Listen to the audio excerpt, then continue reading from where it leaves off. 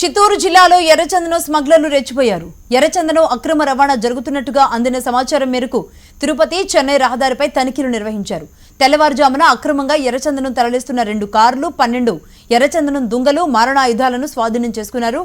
ఎర్రచందనం అక్రమ రవాణాకు పాల్పడిన 6గురిలో 1 పరారీలో ఉండగా 5 మందిని పోలీసులు అదుపులోకి తీసుకున్నారు. నిందితులు అందరూ తమిళనాడుకు చెందిన వారిగా గుర్తించారు. స్మగ్లర్లకు ఓ ఆర్మీ జవాన్ సహకరిస్తూ పట్టుబడడం ఇక్కడ విశేషం. మాకు ఎప్పుడు రాలేదు.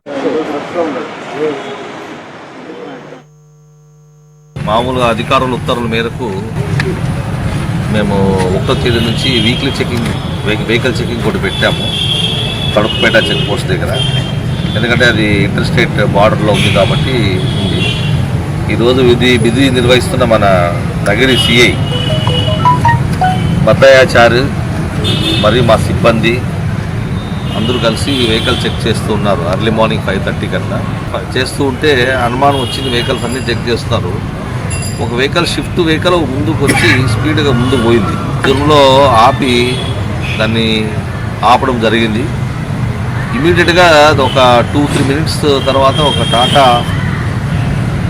షిఫ్ట్, ఇది టాటా సఫారీ బ్లూ కలర్, అది గ్లాసెస్ కూడా బ్లాక్ గ్లాసెస్తో వచ్చింది. అనుమానం వచ్చి సీఏ గారు సిబ్బంది ఆపారు.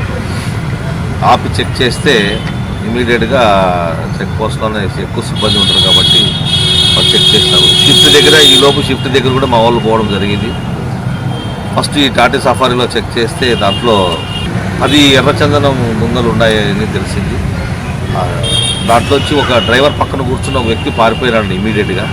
కొద్దిగా చీకటి ఉండింది కాబట్టి ఇంకా వాడిని వదిలేసి మిగతా వాళ్ళు పారిపోతారని డ్రైవర్ని మా వాళ్ళు హ్యాండ్ ఓవర్ చేసుకున్నారు. ఆ షిఫ్ట్ దీంట్లో సఫారీలో ఉన్న 10 ఎర్రచందనం దుంగలు ఉంది. ఇంకో ఆశ్చర్యకర విషయం ఏమంటే ఈ ఎర్రచందనం దుంగలతో పాటు దొంగతనం చేసుకుని వచ్చిన ఎర్రచందనం దుంగలతో పాటు మారణాయుధాలు కూడా కలిగి ఉన్నారు. ఇది మాకు చాలా ఆశ్చర్యం కలిగించింది. తరోగా చెక్ చేశారు. చూస్తే ఈ టాటా సఫారీలో పెద్ద తలవాన పెద్ద కత్తి ఒకటి మనుషుల్ని అంటే ఎవరన్నా ఆపడానికో అటకాయించడానికో వస్తే చంపడానికి కూడా ప్రయత్నం చేసే విధంగా కనిపిస్తాం. లీగల్గా వివిధ సెక్షన్ల కింద కేసు కూడా రిజిస్టర్ చేయడం జరిగింది. వాళ్ళందరూ కూడా కోర్టులో హాజరు చేస్తాము.